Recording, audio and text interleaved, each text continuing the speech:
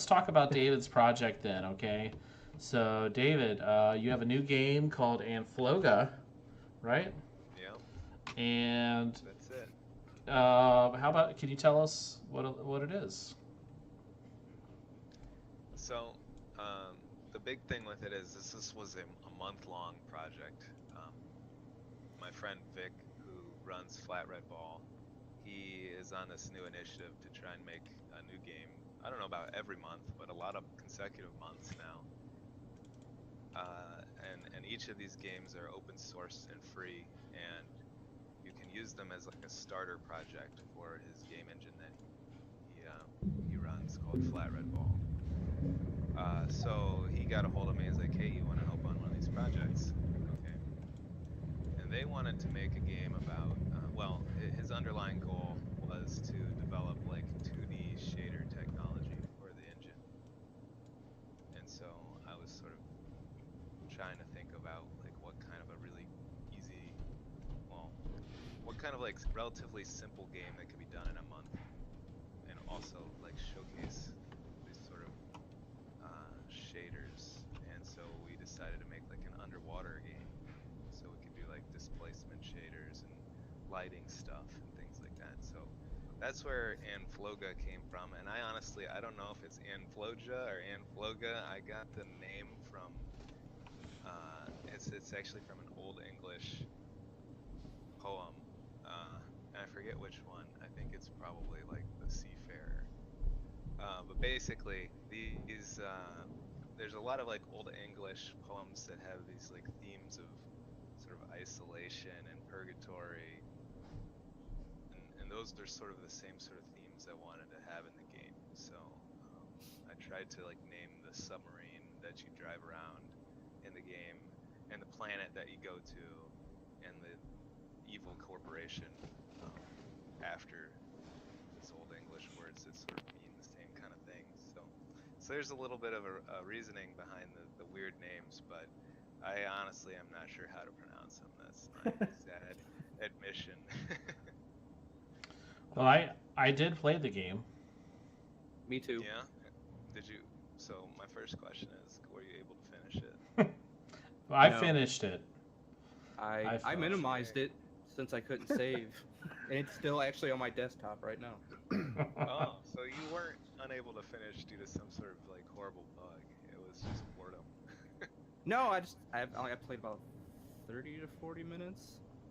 Oh, I dang. also am getting lost. I'm like, nope, and then I get sucked back into one of them. I guess the checkpoint. Yeah. Davo gets mad. And I actually didn't get mad. Devo does get I mad. was pretty stoked that it supported X input because it's really weird with the keyboard, in my opinion. Oh, you But tried. Did you try a 360 gamepad? I am using an Xbox One controller, so Yeah, there's sort of undocumented support for a 360 gamepad, and I think that probably is the same as an Xbox One controller. I don't know. yeah, it works. That's what I was using. It felt a little better to me, but Well, so yeah, there's some intentional like momentum and inertia in the way that the player moves in order to sort of make it feel uh, both. I wanted it to feel like you're underwater, right? Like as land animals, we don't have like amazing control of our bodies underwater. It was originally going to be a diving game, but we didn't want to make animations for humans, so we made it a submarine. Anyway, so that's part of it, and then the other part is like, I think that sort of plays up this one of the big themes of like vulnerability that we want to have.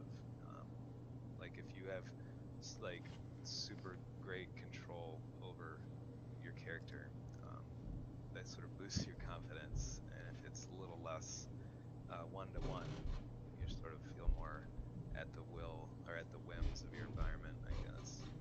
so what So you're that's why it's so frustrating. so what you're telling me is I'm playing it wrong No, you're because playing it right. it's a little bit easier with an Xbox controller. What you're So telling me is that I made a frustrating game. no, it's not frustrating.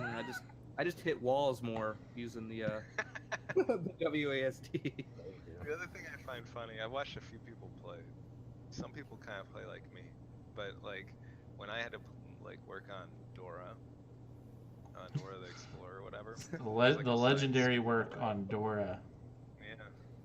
So like my mindset is like I'm gonna make this like Sonic, so you can just go through it without ever stopping, right? So if you hit a wall, it's pretty frustrating. I've seen some people play Anfloga like the same way, where like they're just always trying to be going forward, and then, like when they get hit anything, it's like Gotta go fast.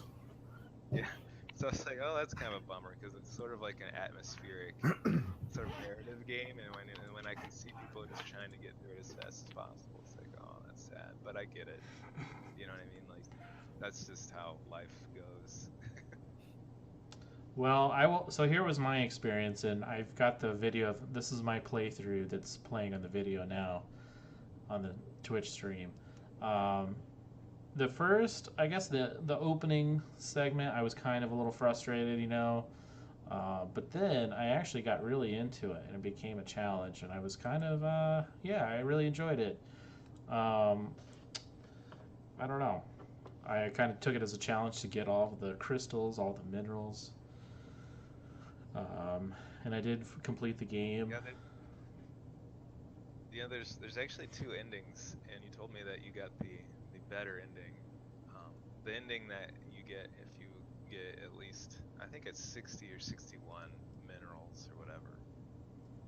You get the quote unquote good ending. Oh man. So congrats. Thank you. I unlocked an achievement of some sort. One thing I wanted to ask you about was I noticed installing it, I had to install XNA. Is that what it's me called? too. Yeah. And I thought that was kind of interesting because if I remember right, that was a tool like from the 360 where they promoted that as going to open up the 360 to a lot of indie games. So I didn't realize that it was used for anything still. I mean, I just didn't know ever what it was used for, but it was kind of a flash from the past to me. I was just curious how that works, like what you used it for. Well, I'm fairly ignorant about this, but essentially, there's like a handful of ways you can like render graphics on a PC, right? There's like DirectX, there's OpenGL, or there's like XNA is like a thing you could use too. And so FlatRedBall, there's different versions of it, and I guess the one that we use is the XNA one. And I would have to we'd have to talk to Vic to get like a more intelligent answer about that. But I know that it's come up that like, oh, I had to install this thing and I didn't want to. So I do think it's somewhat problematic that there is this like prerequisite. Well, I didn't think it was a big deal. I was just curious. I mean, because it reminded me of what I had seen, back in the 360 days. So I just thought that was interesting. Exactly right. That is the heritage of it, definitely. And Anfloga is free, right? So yeah, I'll put the link up for everyone. You can look at the source code if you want, and you can download download FlatRedBall and basically make your own levels, totally redo what we did and make a new game from it. It's all the assets are there, all the codes there. So,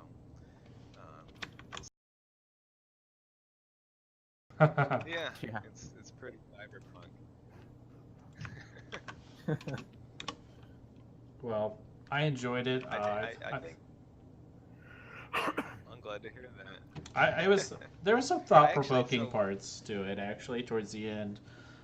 You don't get a lot of narrative at first, but it's not like a game with the narrative's going to be cutscenes or anything if you're thinking that. But there is narrative to it. You just kind of have to, you got to think about it a little bit. So I enjoyed that though. Pretty much. It's like I try to take this sort of like Gone Home approach, or maybe even the BioShock approach, because it's like the same approach, where there's like little logs you can find, and it's basically backstory that you're getting revealed to you as you play. Another thing I did, and it was sort of lazy, but it's a thing. Part of the story is told on the actual itch.io page where the game is hosted. I was going to originally have this as like a cutscene in the beginning, but we didn't have time, so I put it on the page so you can That's like a You can throwback read to them. writing your story on the Yeah, manual. Yeah. exactly. That's what I thought was kind of interesting in a weird, lazy sort of way. Well, what is next after this? After Anfloga? What's next? There's this. So the big game. This should be your guys' like flagship title here because it's named after Granite City. What? Namioki Bottle Works. That's my big unreleased title. So Oh wow. are you are you breaking bottles over people's heads in a bar? Because that's pretty Grand City. It actually has like some kind of similar themes to Anfloga in terms of like it's like an evil company, and it's definitely cyberpunk and dystopian. Just like Grand City. So it fits the mood, yeah, it fits the theme of what we're all experiencing today, right? But yeah, you work. If you ever seen the Simpsons episode where Homer goes to the Duff Brewery and he's like, he talks to the guy. He and Barney talk to the guy who's like supposed to be in charge of like quality assurance as the bottles go by on like the assembly line. Yeah. And then there's like some funny stuff that goes by on the conveyor belt. I forget what exactly it was. But then like Barney's like, "Hey, I just wanted to shake your hand" or something like that. And he's like, while he does it, like 4 or 5 horrible things go through past the guy. Um, that's pretty much the game. It's like you're that quality assurance person, and then so your job is to like use this really awkward vacuum cleaner that sucks defects off the product line, and you also have to stamp labels onto the bottles. And then when your shift is over, there's like a bar scene that's like pretty much inspired from the game Catherine, if you ever played that. No, I didn't It's play a that one. really cool game. I like that game a lot. But anyway, that's why I'm making my game about it, I guess. So it's sort of like a little adventure game in between levels. Or another sort of example would maybe be like StarCraft 2, where like they kind of have that little adventure game element in between levels. If you remember that at all, you can like upgrade your crab and stuff like Oh that. yeah. Yeah, yeah. So there's like you can like we'll see how far it goes because honestly I haven't been working on it a lot lately, but I would like to have some sort of like little like different subplots you can follow if you choose. So like you could repeat play the game and like see different stories if you decide to go down that path. But right now that's what's next. Right now is Anfloga, and you can't beat the price. So and like Dave mentioned, it's a game intended to be experienced in one sitting. So don't get in too deep. Well, that's kind of nice. Nothing wrong with that. Yeah, yeah. Until you So like press pause and wait forever. yeah, Davo is going to. If this were being played through Steam, he'd have a lot of hours in Anfloga. He'd be like, And we can Oh my. find out. This is what you call the soak test. We can find out if we got any memory leaks, if it works when you come back to it. Hold up, "That's hold up. Yep, it's still there. Yep, moving. Does the frame rate seem the same? Yep, Cool. it's Yeah. still How there. many minerals you got? Oh, I guess you can't tell. You can't. I definitely have over 30 or 40, at least. So the other thing that's interesting about this game, from my standpoint, is like I put, like one of the main inspirations was Breath of the Wild in terms of design. Like I wanted to make it like open-ended, but like you're limited by this sort of resource. So in Breath of the Wild, it's like stamina, right? You can go anywhere you want as long as you don't run out of stamina. Yeah. oh So yeah, this game is like you can go anywhere you want as long as you don't run out of battery, right? But what I didn't get to was like we wanted to make it so that you could like upgrade your battery, kind of like you can upgrade your stamina in Breath of the Wild, and then that way it permits you to like explore farther reaches than you could before, right? Which I think is a really cool concept, but we had to unfortunately dial that back in the interest of finishing in a month, and so instead we have this sort of somewhat more linear like checkpoint system. So it's kind of more like Dark Souls, I guess. Like you discover the little bonfire, and then you can sort of use that as your new point of departure. But when I designed the first part of the game, I was still planning on. I was like, I really wanted to do this sort of cool thing they do in Dark Souls, also, where it's like you kind of come back to where you started. And you're like, oh, this is neat. This is like all one big world. It's all connected. You know what I mean? Like you go out in Dark Souls and do a bunch of stuff, kill a boss, and the next thing you know, you're like back where you started, and you didn't like teleport back. You like walked back, and I think that's cool. It makes the world feel more like more whole. And so I wanted like the beginning of the game to also be the end. And so Brad, hopefully maybe that seemed like what happened. But there's this tunnel that you can get to at the very near the beginning of the game. And when you start going in, it says like, no, the computer's telling you you're gonna run out of battery if you go down here. There's no way you can go down here. And it's kind of got a little bit of like maybe like a Portal 2 element where you're like you start to not trust this narrator, like, oh, okay, well they're probably just bullshitting me and this is where I'm supposed to go. But I wanted it to be real, like, no, don't go down here. I want it to be like unwinnable if you go down there. The problem is, it was gonna be unwinnable until you like upgraded your battery, but I think it's pretty possible to go down there at the very beginning and basically break the game. So that's the dark secret of Anfloga. Well, I liked it. I was a little worried whenever I did die once, and I just respawned, you know? So Yeah. I was kind of worried that wasn't going to happen. I was kind of freaking out. I was like, God damn, I have to start this all over again. Lose my place. So that actually was nice. That was a good idea. So Yeah, it was...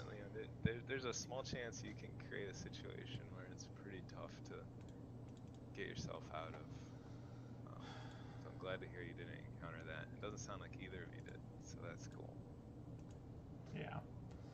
Well, all right. Well, anything else you'd want people to know about Anfloga or the work going on with FlatRedBall or anything like that? No, just it's all free. It's on itch.io. Check it out. And, Yeah, I put a link in YouTube and also on the Twitch stream. I mean, I guess my selfish, my like desire is to get feedback, right? So like, if you do happen to play it, let me know what you think, even if you think it sucks. I'm interested to know why and how to make it better next time. I like playing without the light on. Does that make sense? Yeah. Yeah, do you even really need the light? You can still kind of see, at least on my monitor, you can still kind of see everything. Need like a gamma adjust thing. But there are parts where it's totally dark, I think. You're probably right. So, Davo, you just need to press on.